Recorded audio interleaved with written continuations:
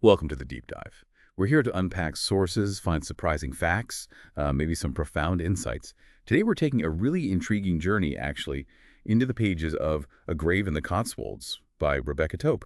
Now, this isn't our usual nonfiction deep dive. Instead, we're pulling out these nuggets of human behavior, complex motivations, unexpected twists, but from a work of fiction. Yeah, exactly. And our mission today really is to explore how what looks like a straightforward natural burial in a very picturesque English village can just unravel. It turns into this gripping mystery, exposing hidden lives, desperate actions. You'll see just how fast an ordinary situation can spiral.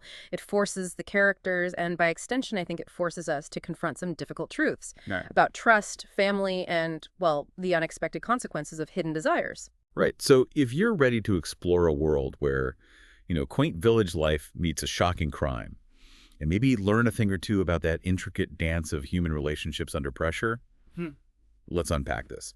Okay. Okay, so we're starting our deep dive with a character named Drew Slocombe. He's an independent undertaker, runs a business called Peaceful Repose down in Somerset. But it's not your average funeral home. No, not at all. He specializes in natural burials. It's a concept that, well, frankly, seems to be struggling a bit to gain traction in the story. Yeah, he's seeing fewer customers, and that's leading to some pretty serious financial difficulties for his family. And what's really striking right from the start is the tension the author builds. You've got this tranquil, almost idyllic, Cotswoldy setting, but then there's the very real, often grim nature of Drew's work and his personal struggles underneath. It's a powerful contrast. It sets the tone, shows how quickly that peaceful surface can turn unsettling. Exactly. And how deep those personal burdens can run, even when everything looks serene. That's a really crucial point. And speaking of grim realities, it's not just the business. Drew's home life is, well, it's just as challenging. His wife, Karen, she suffered a devastating brain injury 3 years back. She was shot. Ah, yes. That's mentioned early on. And it's really impacted her ability to work. She has constant headaches, personality changes. It's even affected their son, Timothy. He's having these unexplained sort of bouts of violence at school. Which adds another layer of stress, I imagine. Totally. Then there's Mags.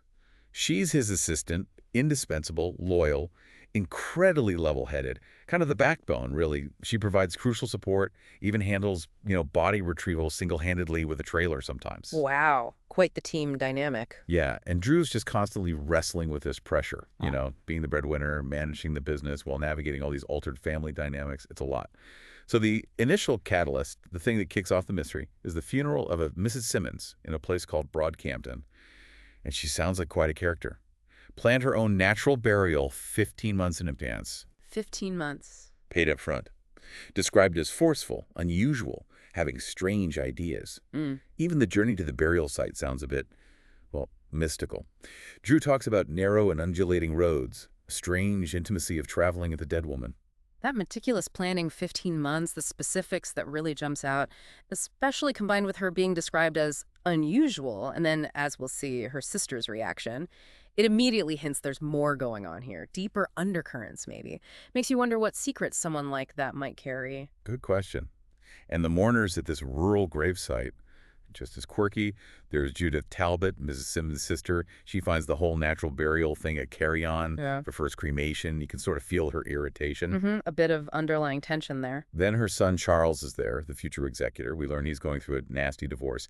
But it's her younger son, Jeremy, a teenager, who seems really devoted to his auntie Greta.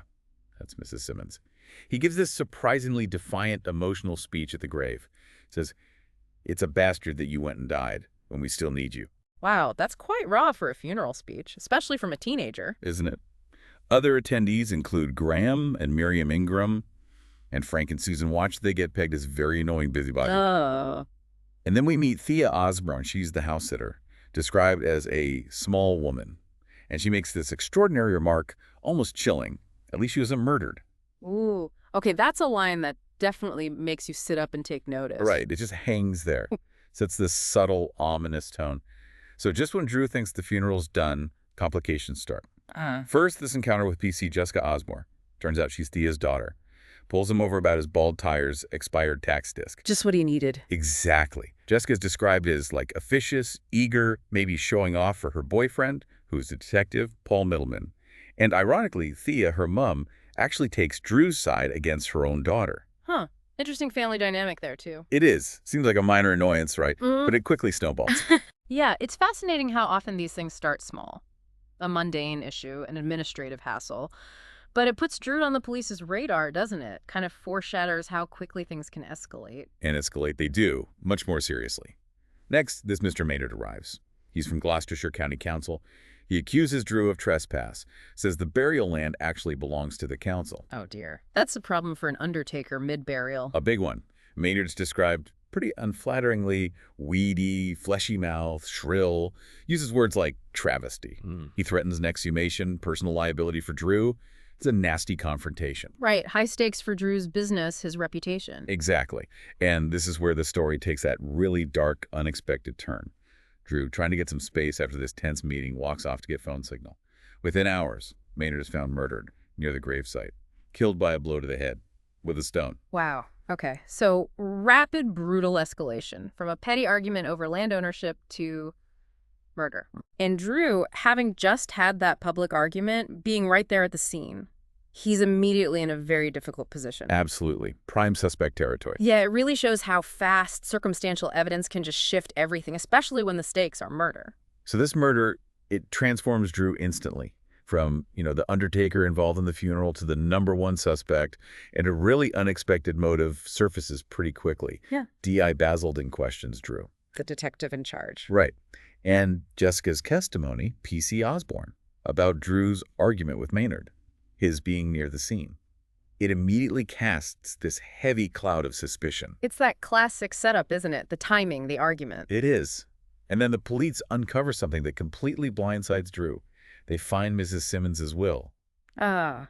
And in it, she left her Cotswold house to Drew. To the undertaker. Seriously. Seriously. With strings attached, mind you. Conditions like establishing a natural burial ground there if his existing one failed.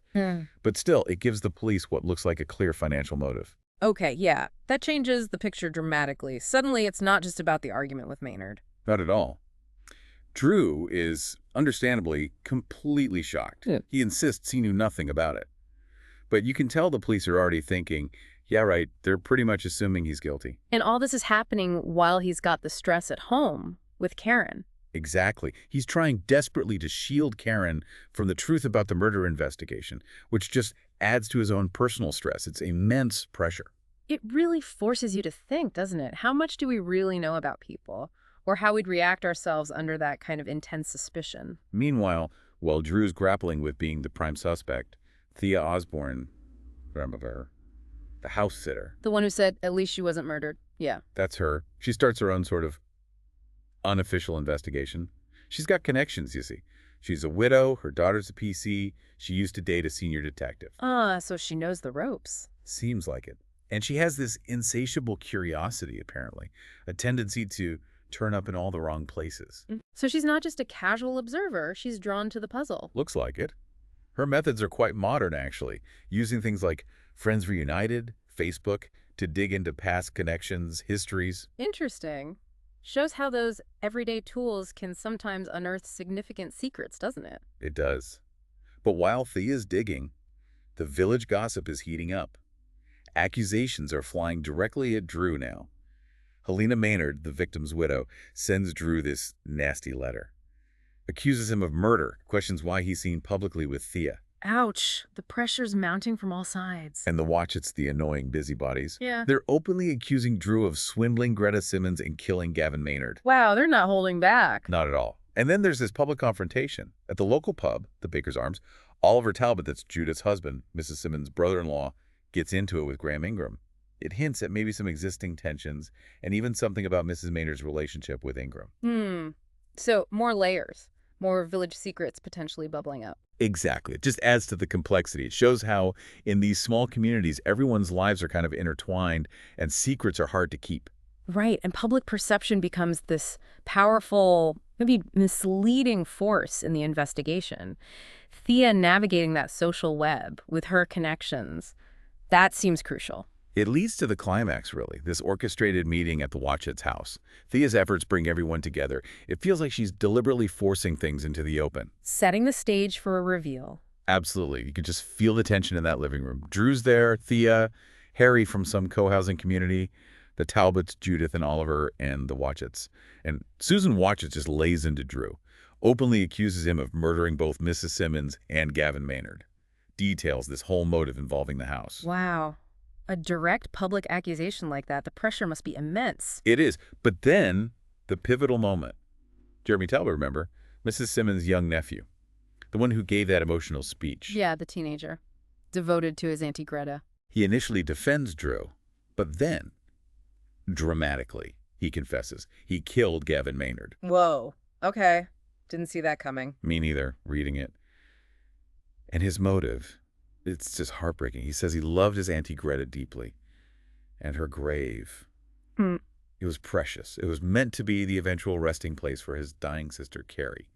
She has some debilitating illness. Oh my goodness. So he killed Maynard. To stop the exhumation, to protect the gravesite for his sister. That's incredibly tragic. Desperate. It is. And it turns out Mrs. Simmons had actually told Jeremy she was leaving the house to Drew. She called Drew a good bloke, which just adds another layer of complexity for Jeremy, I suppose. Yeah, wow. And the aftermath. Shocking. Jeremy then attempts suicide, right there at the gravesite, with a knife. But Drew, drawing on his undertaker's knowledge, maybe just instinct, reacts immediately, applies pressure, stems the bleeding. He saves Jeremy's life. Good grief. What a sequence of events. Undertaker turned lifesaver after being the prime suspect. Incredible, isn't it? This isn't just a clever plot twist, though. Right. It's such a stark, heartbreaking look at how love and loyalty, pushed to the absolute extreme, can lead to these desperate, irrational acts, Jeremy's actions. They come from this profound devotion, this need to protect something sacred to him and his family. It really challenges how we think about motive, doesn't it? It absolutely does. It forces you to ask, where does that deep care end and this tragic desperation begin? It's a powerful and pretty unsettling truth to confront. So with the killer identified, the immediate danger for Drew is over. But the fallout from this whole mystery, it leaves lasting questions, profound changes for everyone. Jeremy, for instance. He'll recover physically, but he's facing murder charges, confined until he's 18. God, the suffering for his mother, Judith, twice bereaved, as the text says, losing her sister and now effectively losing her son to the justice system. It's devastating. And even though the immediate mystery is solved, the story shows how the ripples just keep going, doesn't it? Yeah. Life doesn't just neatly wrap up after the big reveal. These characters have to deal with fractured families, ongoing health issues like with Karen. The futures are all altered. Yeah, Drew himself is clearly traumatized, even though he's cleared. He reflects on his own negligence, maybe, about the field ownership initially, and his attempts to keep secrets from Karen. And Karen's health is still a major concern. It is. Her headaches are getting worse. She's scheduled for a brain scan. It's this constant reminder of the challenges they still face, separate from the murder. It's a powerful reminder of how long the shadow of something like this can be, reaching far beyond the crime itself into just the fabric of daily life. And the house and the grave, they remain central. Drew inherits the house, conditions and all. The future of that natural burial field is now tied to his life. He even thinks about moving his family there, to Broadcampton. A fresh start, maybe? Yeah. Or just tying himself closer to the source of all this trauma. Hard to say. And Thea. She moves on to her next house-sitting gig. But she remains this captivating figure, that insatiable curiosity. It sort of hints there are always more mysteries out there for her. Well, what a journey that was, eh? We started with, a simple desire for a natural burial and watched it ignite this whole chain reaction, revealed a complex family stuff, buried secrets, the desperate lengths people go to protect what they think is theirs or to honor someone's final wishes. Indeed. And maybe for you, the listener, the really striking takeaway here is just the power of our personal connections. For better, sometimes for worse, how they shape our actions, how they can even shape the course of justice. This story, even though it's fiction, it's a deep reminder, isn't it? That even in the quietest places, human passions run incredibly deep, leading to profound loyalty, but also devastating acts. So as you go about your day, maybe think about it. What silent battles might people around you be fighting? What unseen loyalties could be shaping their choices? And how often do the really profound dramas unfold, not in some grand gesture, but just in the seemingly ordinary moments of life? Keep asking those questions, and we'll be here to help you dive deep into the answers.